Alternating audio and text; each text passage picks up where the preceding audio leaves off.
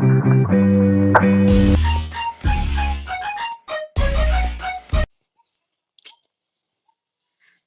everyone, welcome back to my channel. I hope you are doing well. So today we are going to start our evaluation and educational measurement MCQs, and these questions are very important according to the previous year SST exams, and most probably chances are there to again these questions are coming in next exams. Okay, so let's start without wasting our time. So go for it. The first question is that a sum of question is called dash. हम जब question का एक सम लेते हैं that is the totality. In totality जितने भी questions रहते हैं उसको हम क्या बोलते हैं? That is testing, assessment, examination and test. So यहाँ पे मैंने टिक भी कर दिया है, that is called test, because some of question means वो टेस्ट के बेसिस पे होता है. असेसमेंट परफॉर्मेंस चेक होता है. एग्जामिनेशन जजिंग होता है जहाँ पे स्कोरिंग और ग्रेडिंग करते हैं हम लोग. Testing after test material given by the instructor और द जो भी पर्सन रहेंगे टीचर, उसके बाद जो प्रोसेस चलता है that is called the testing. So here the answer is test. Okay, so next question में चलते हैं. In measurement the first step, measurement में जो फर्स्ट स्टेप है कौन सा होगा? Making the sorry marking of the test, administering the test, development of the test, that is called also making of the test material, decision of what to measure.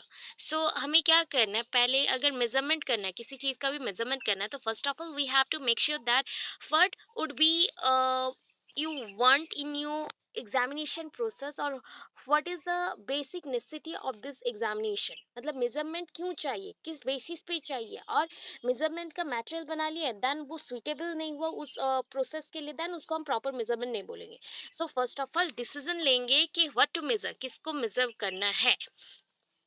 The next question, in which instrument is used for the measuring the sample of behavior. मतलब which instrument is used, कौन सा हम process में हम check करते हैं behavioural sample को, या फिर कौन सी इंस्ट्रूमेंट को यूज किया जाता है for the measuring of measurement of the sample of behaviour. हम मेजरमेंट कर सके, evaluation, assessment, measurement, test. Sample of behaviour बोला गया, अगर बिहेवियर है तो वो टेस्ट होगा. इवैल्यूएशन मीन्स हम इवैल्यूएट करते हैं, एंड असेसमेंट में हम परफॉर्मेंस चेक करते हैं. मेजरमेंट में हम कोई एक कैरेक्टर के बेसिस पे मेजर करते हैं. सैंपल ऑफ बिहेवियर है सो दैट यहाँ पे टेस्ट है. The main purpose of the evaluation is to make dash judgement, opinion, prediction, decision. Evaluation का मेन पर्पस क्या है? प्रेडिक्शन करना, टू इवैल्यूएट. बेसिकली एक इवैल्यूएशन के लिए पॉइंट रहता है. हमेशा आपका जो इवैल्यूएशन जब होता है तब एक पॉइंट रहता है, उसी पॉइंट से आप कितना डेविएट आउट किए हो, दैट इज ये मेरा प्रेडिक्शन है. As a teacher I am predicted that your mark और your score would be that much. Okay, but you get that much. So after that मैं कंपेयर करूंगी कि नहीं, जो भी आप ऑलरेडी आपके मार्क्स हैं वो मार्क्स से कंपैरिजन होगा, तो उसी को बोलते हैं हम इवैल्यूएशन. तो यहाँ पे क्या होता है ना, प्रेडिक्शन करना रहता है कि हम प्रेडिक्ट करते हैं कि ये चीज़ कब हो. तो जजमेंट बेसिस पे अगर चेक करेंगे तो किसी को भी जज करना होता है. इवैल्यूएशन ये प्रोसेस है, बट इसमें सबसे इम्पॉर्टेंट क्या हो गया कि मैंने प्रेडिक्ट किया इतना एंड आपने रखा इतना, तो कंपैरिजन आ रहा है, तो prediction is important here. The main purpose is prediction. After that next question में चलते हैं.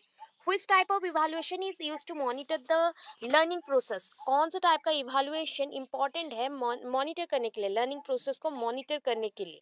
लर्निंग प्रोसेस को मॉनिटर करना है तो यहाँ पे है आपका summative evaluation, diagnostic evaluation, formative evaluation and placement evaluation. Placement evaluation जिसके थ्रू आपको एक पोजीशन मिलता है या आपको एक जगह पे हम फिक्स करते हैं, that is called the placement evaluation. Summative evaluation that is a sum total mention किया जाता है जो कि एंड ऑफ द सेशन में होता है examination, that is called summative. Diagnostic according to your problem, इस प्रॉब्लम को रिजॉल्व करने के लिए जो इवैल्यूएशन होता है तो उसे हम डायग्नोस्टिक बोलते हैं.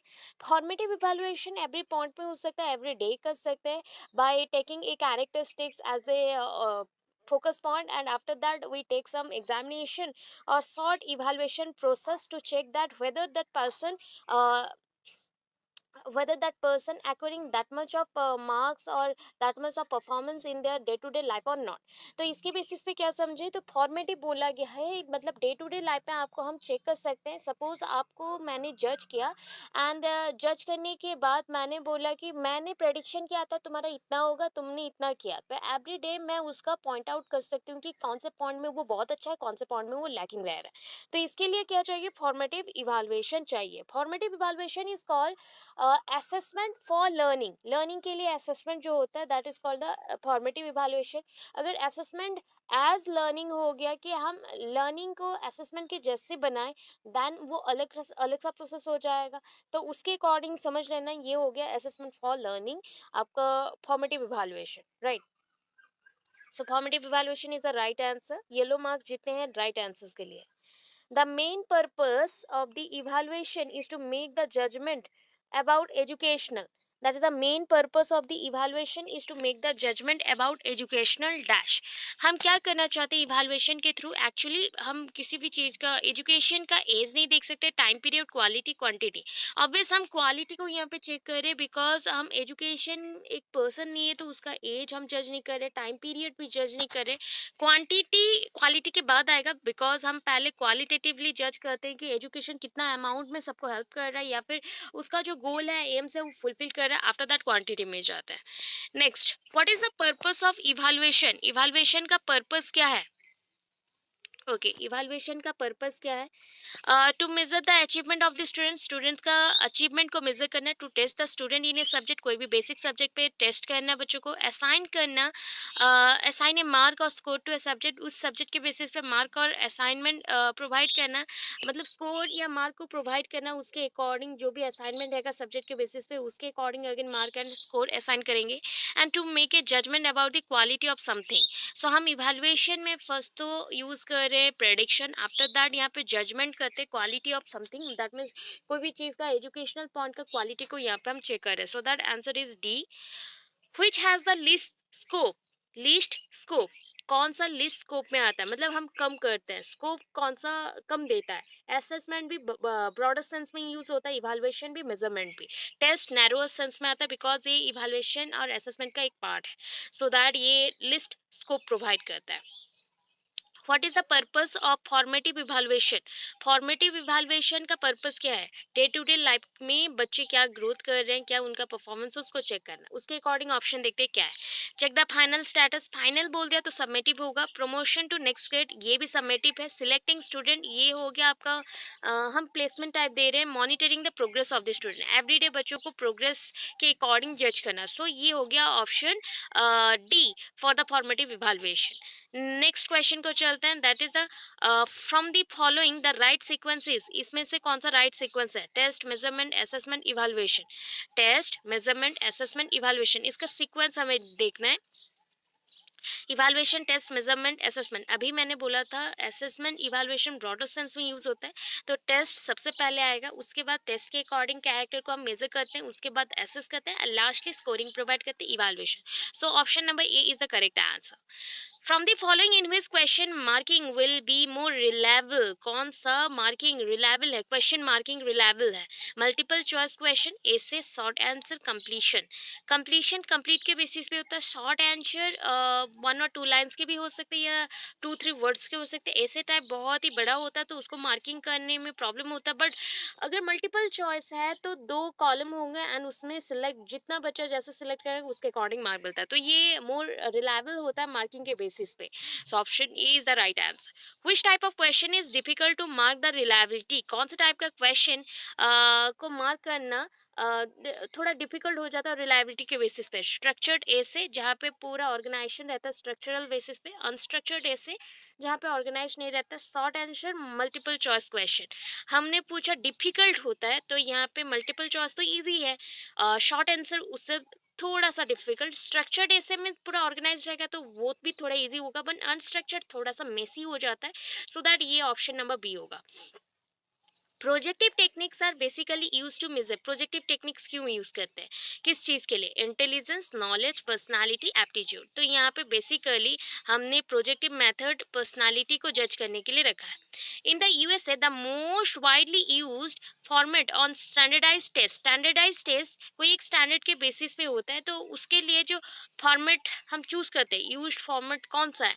Matching list, short answer type, multiple choice question, ऐसे टाइप। ऑब्वियस है मल्टीपल चॉइस क्वेश्चन, ये थोड़ा सा इजी फॉर्मेट हो तो इसलिए ये स्टैंडर्डाइज टेस्ट में यूज किया जाता है। तो मल्टीपल चॉइस क्वेश्चन जो है option number D is the correct for this question. अभी देखो, summative evaluation is basically used. कौन सा टाइप की चीजों को सबमेटिव इवैल्यूएशन में रखा जाता है?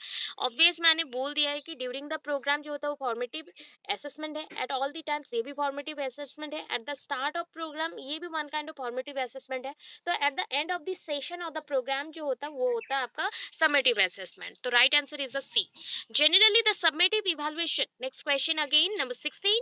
Generally the summative evaluation is ongoing process है, कंटिन्यूस है, सर्टिफाइंग जजमेंट है, या डायग्नोस्टिक। डायग्नोस्टिक इवैल्यूएशन अलग है पूरा, ongoing process and continuous process formative assessment होता है। सर्टिफाइंग जजमेंट मतलब आफ्टर एग्जामिनेशन और एंड ऑफ द सेशन में जब एग्जाम होता है उसके बाद आपको सर्टिफिकेशन मिलता है, तो समेटिव इवैल्यूएशन में सर्टिफाइंग जजमेंट आएगा, ऑप्शन नंबर सी।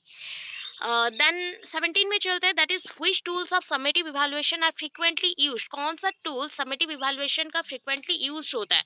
डेली असाइनमेंट नहीं, ओरल क्वेश्चनिंग, टीचर ऑब्जर्वेशन बिल्कुल नहीं, ये सारे तो आपके फॉर्मेटिव में आएंगे एंड डायग्नोस्टिक में आएंगे।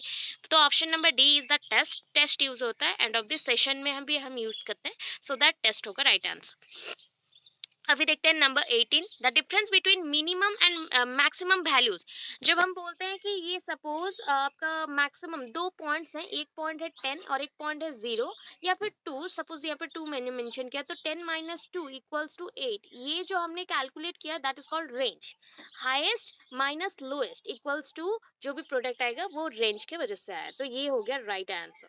देन नेक्स्ट क्वेश्चन चलते हैं, नेक्स्ट क्वेश्चन में number 19, in a class interval में the number of score line is dash.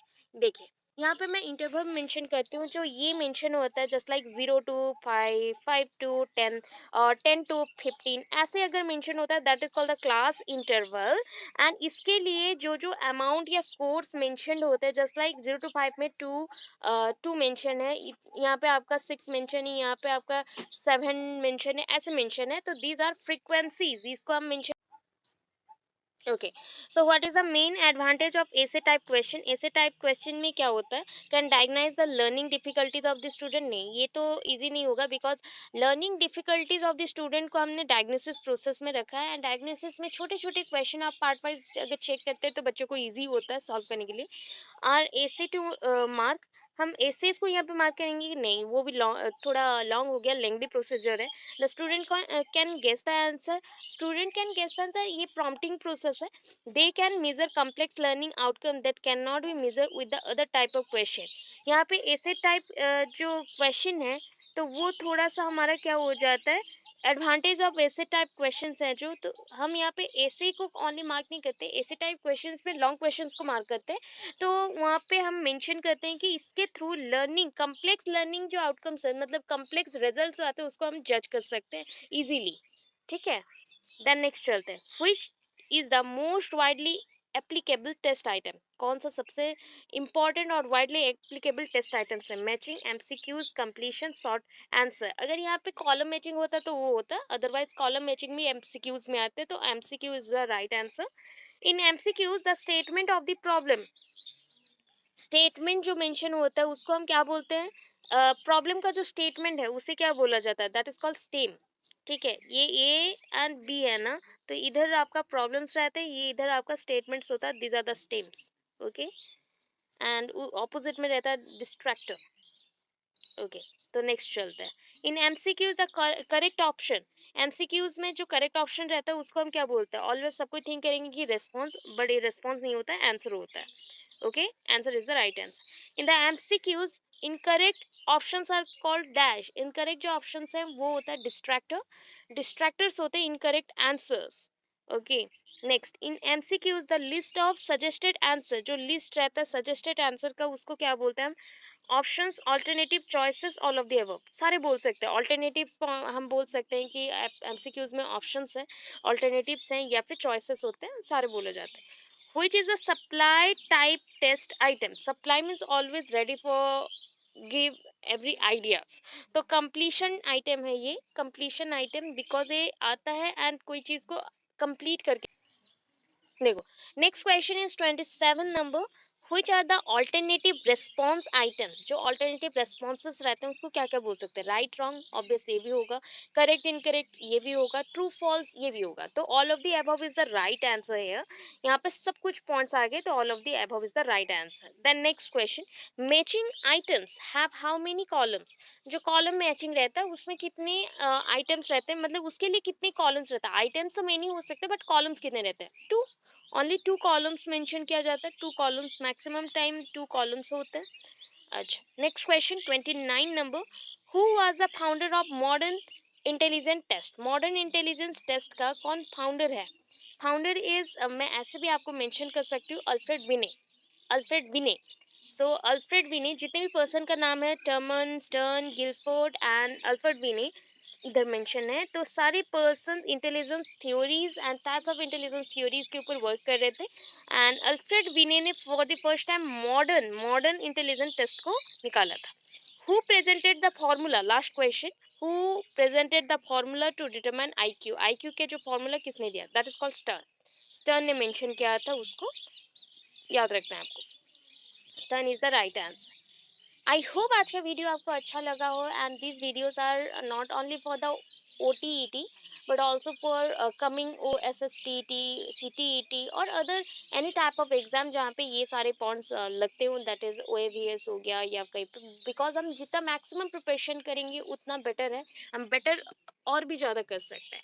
So thank you so much for the watching my videos and stay tuned with the next video. And अगर अच्छा लगे तो comment section में कुछ mention कर देना motivation type, सो ये हमें और भी ज़्यादा मोटिवेटिंग करेगा एंड हम ऐसे वीडियोस लाते रहेंगे। Thank you so much, thanks for watching my videos and have a nice day. अच्छे से रहो, अच्छे से प्रिपरेशन करते रहो।